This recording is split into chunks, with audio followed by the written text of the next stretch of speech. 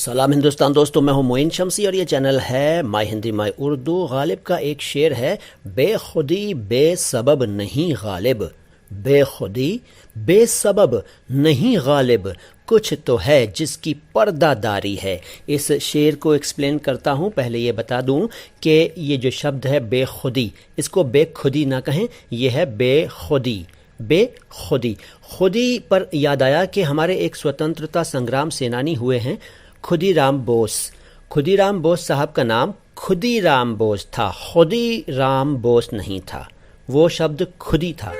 ठीक है, तो उसको खुदीराम बोस कुछ लोग जोश में कह देते हैं, तो वो ठीक नहीं है। उनका नाम था खुदीराम बोस। बहरहाल बात गालिब की, बेखुदी बेसबब नहीं गालिब, कुछ तो है जिसकी पर्दादारी है। 3 शब्दों की चर्चा करूंगा, बेखुदी बेसबब और पर्दादारी।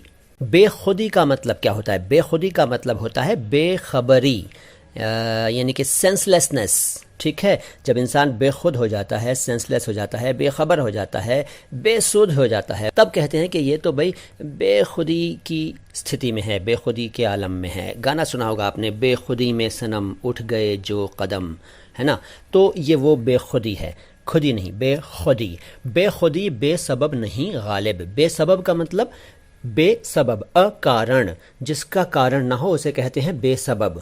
यानी कोई ना कोई सबब है इस बेखुदी का, इस सेंसलेसनेस का, इस बेखबरी का, इस बेसुधी का, आपकी इस दीवानगी का कोई ना कोई कारण है, कोई ना कोई सबब है, कोई ना कोई वजह है। गालिब कहते हैं कुछ तो है जिसकी पर्दादारी है, कोई ना कोई बात तो है जिसे आप हमसे छुपा रहे हैं। पर्दादारी यानी कि पर्दे में रखी हुई है, कोई ना कोई बात आप हमसे छिपा रहे हैं, इसलिए आप बेखुद हुए जाते हैं, बेसुध हुए जाते हैं।